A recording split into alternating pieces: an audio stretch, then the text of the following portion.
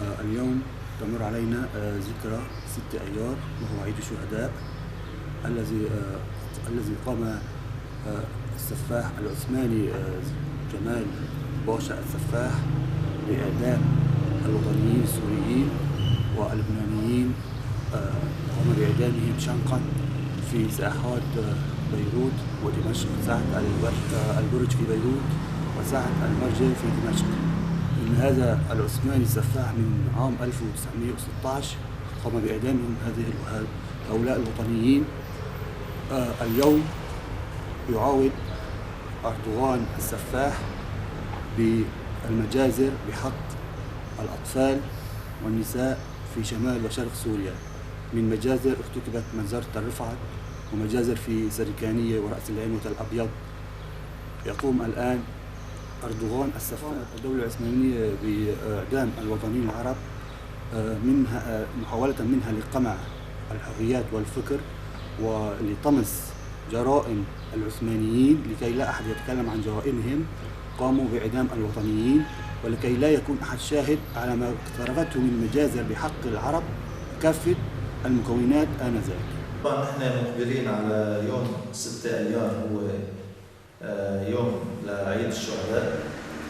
طبعا نحن عايشين بجغرافيا مجتمعية متنوعة، فيها عدة مكونات، فيها آشور، فيها شركس، فيها أيزيديين، وفيها عرب وسوريان وكرد، كلياتنا عايشين مع بعض في أخوة شعوب واحدة.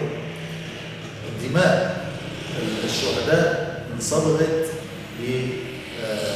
بباقة من الشعوب المتنوعة الموجودة على أرض جغرافيا فيها جبل، فيها سهول، فيها وديان. هذا الشيء عطى طبيعة جغرافية متنوعة للشعوب، وبنفس الوقت شهداء الشعوب الموجودة على مر التاريخ منذ الاحتلال العثماني، ما قبل الاحتلال العثماني، الاحتلال الفرنسي اللي صار، الاحتلال الانجليزي حتى اللي وقع على المنطقة.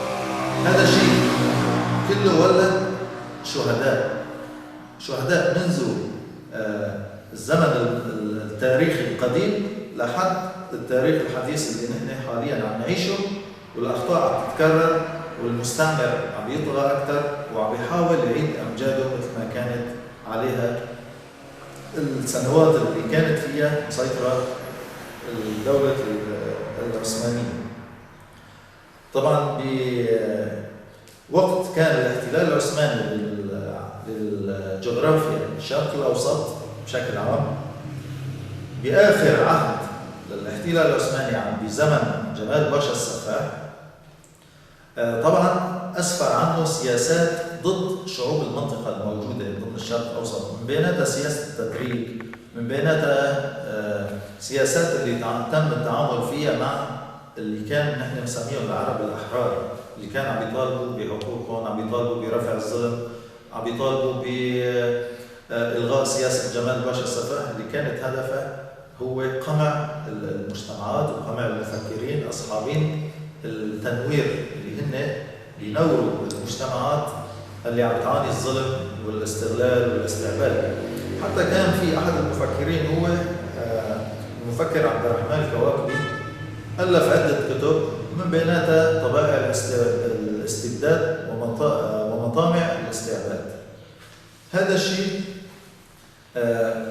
كله أسفر عن عدة ممارسات كان هدفها إضعاف التنوير ضمن المنطقة، وبنفس الوقت في تيارات مقاومة لهذا الشيء، مناوئة لهي السياسة اللي كان هدفها استعباد الشعوب.